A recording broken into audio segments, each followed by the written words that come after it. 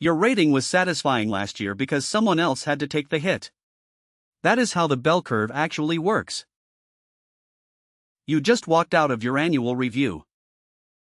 Your manager smiled, said great job this year, and handed you a 3 out of 5. You carried 2 critical releases, mentored 3 juniors, and stayed late more nights than you want to admit. A 3 meets expectations. This video breaks down how performance ratings actually work inside IT companies and what you can start doing so you never get blindsided again. Most IT companies don't rate you purely on what you delivered. They rate you based on a distribution curve that was decided before your review even started. HR sends managers a budget, maybe 10% can get a 5, 20% get a 4, and the rest land at 3 or below.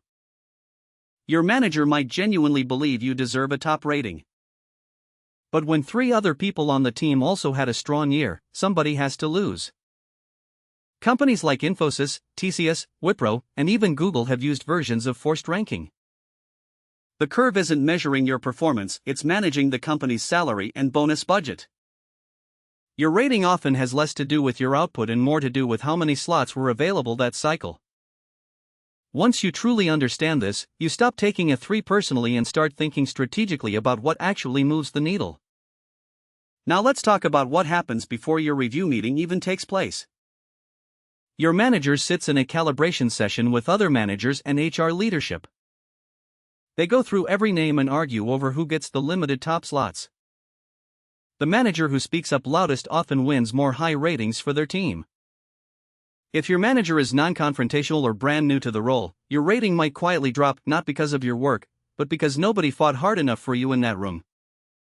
Visibility plays a massive role in these sessions. The engineer who presented at the town hall or led a client demo is far easier to defend than someone who quietly shipped clean code for 6 months straight. Calibration rewards people whose names come up easily.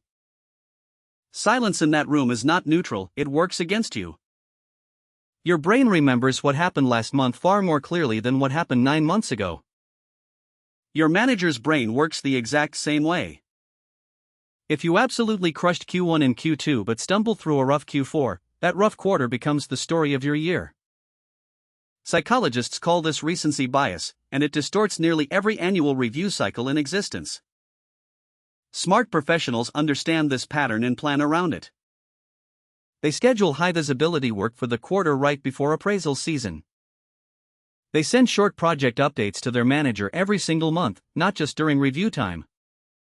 Keeping a running record of your wins isn't political behavior. It's making sure your entire year of effort actually shows up when decisions get made. Don't let 12 months of hard work get reduced to whatever happened in November. Every year, HR asks you to fill out a self-appraisal form. Most people treat it like homework, rush through it the night before the deadline, write vague lines like contributed to project success or supported team goals. What they don't realize is that form becomes the only written ammunition your manager can carry into calibration. A generic self-appraisal leaves your manager with nothing concrete to argue on your behalf. Write specific outcomes instead. Reduced API response time from 800 milliseconds to 200 milliseconds, improving load performance across 50,000 daily users. Led the migration of 3 microservices to Kubernetes with 0 production downtime. Numbers, measurable impact, and business outcomes, those are the things that survive a debate when 6 managers are fighting over 2 top rating slots. Treat your self-appraisal like a legal closing argument, because in that calibration room, it basically is one. A high-performance rating and a promotion are not the same conversation. Plenty of engineers score a 4 or even a 5 and then sit confused when they don't get promoted. Ratings measure how well you performed in your current role during the past year. Promotions require proof that you are already operating at the next level consistently. A senior developer earning top marks for writing excellent code doesn't automatically qualify for a lead position. Leadership wants evidence of cross-team influence, mentoring impact, and strategic decision-making. If nobody has told you the specific promotion criteria for your next level, ask your manager directly. Don't assume a strong rating puts you next in line, those are 2 entirely separate tracks, and you need to actively manage both of them. Stop waiting for a single meeting in December to define your entire year. Start a private document today and call it your brag sheet.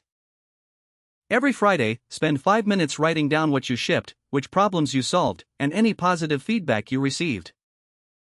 Share a brief monthly summary with your manager over email or chat, nothing fancy, just bullet points. Request a mid-year check-in even if your company doesn't formally require one. Build genuine relationships with skip-level managers, not to go behind your boss, but to make sure your name is recognized beyond your immediate team. Ratings reward people who are impossible to overlook. Make yourself one of those people by creating a consistent trail of evidence that speaks for you when you're not in the room. Right now, before you close this video, open a document and list your top 5 contributions from the last 6 months. Be specific, include numbers, project names, and real outcomes. Then send it to your manager this week with a simple note saying you wanted to share a quick summary of recent work.